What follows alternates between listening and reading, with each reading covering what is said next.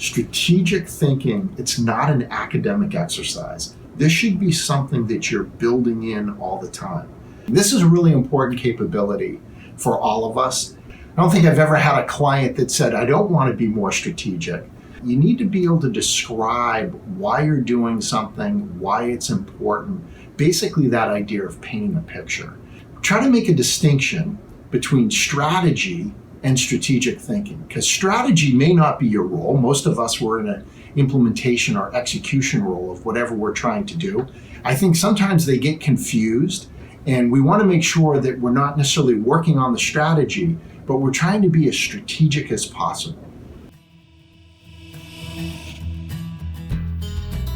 A few years back, certainly like a decade back, we used to think strategy definitely, but strategic thinking was the job of some other people. Whereas now, I think all of us actually want to know why we're doing something and being motivated by it. I don't want to just do my job. I want to know why I'm doing it so I can make the best choices and do my job as best as possible. You also need to be able to guide people that are working with you. They want to know, wait, why are we doing something? It will affect their decision making and courses of action that they're taking. In our business, we think at some level, absolutely. So you could say people have natural tendencies. Somebody may be more naturally strategic, or they're more action-oriented, they get right at it.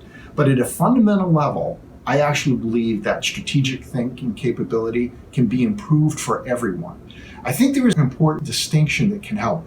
Maybe you're not trying to be a strategist, and so we're not trying to be grandmaster at chess, but I can really improve my game to a level that fits the role within my job. You think of any capability. Someone could say, well, I have an obstacle to it. So here's a classic one that I'll hear about is, I know my organization has a strategy, but I don't know what it is. You should go out and figure it out. So a lot of companies nowadays do all hands meeting. Sometimes they're called a town hall, that type of thing. Sometimes people go, oh, we got to go to another one of those.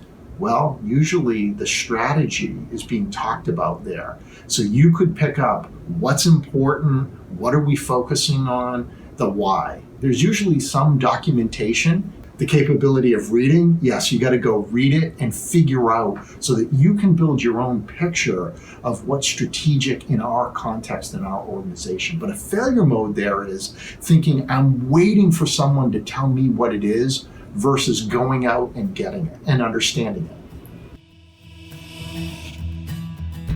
Great place to start is with your manager. They have access to different information. You also have your peers, your colleagues. Go talk with a colleague of yours and say, hey, what did you think about the XYZ initiative? How does that fit in here? Underlying it is be inquisitive and ask some good questions.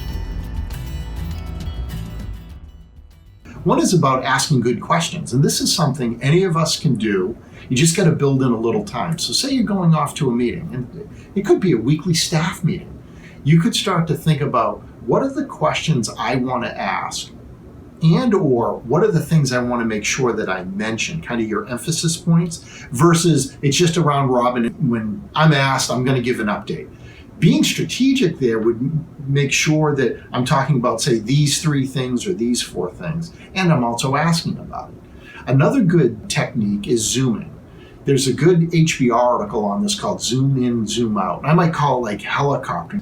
Leaders and managers, we should always be trying to operate at the right level. For instance, you don't always want to stay back. You also don't want to always dive into the detail.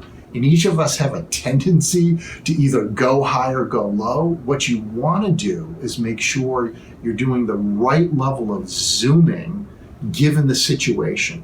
And then here's a little bonus tip.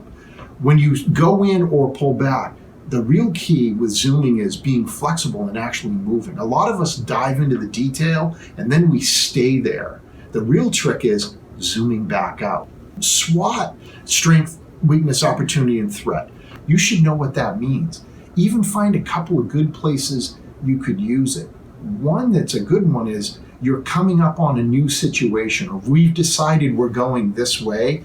Maybe you get out and you say, we're going to do a quick SWOT here. Hey, what are the strengths of what we have? What are those weaknesses? What are those opportunities? What are those threats? It doesn't have to be this big effort. We could maybe do that in 15 minutes and then step back and say, out of this, what do we want to take from it? Because we're not going to take on everything. There's always that force about the urgent and the immediate. If we go back to the classic Eisenhower Matrix of importance versus urgent, right? Where we all want to really try to get is, I'm working on important things that aren't necessarily urgent. You all have tons to do, but you actually are going to spend your day doing something.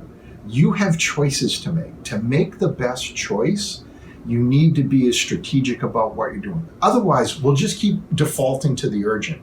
We have this right now. You get email all the time, and we all know you start to reply too fast, too quickly, too often, and you realize, I need to step back from that, because if I keep just addressing that, I'm not taking care of the more important things. Maybe it should be something every week where you even schedule a meeting with yourself, because we tend to hold meetings if you schedule them. Create space. Give yourself a couple of strategic or important goals or top priorities for the week and see how you're actually working on them. A lot of us will be, I have these 3 big things I want to work on. Friday rolls around and you look back and you're like, geez, I'm 0 for 3. Or maybe you're 1 for 3. Let's get it so we're at least 2 for 3. That'd be a really good batting average.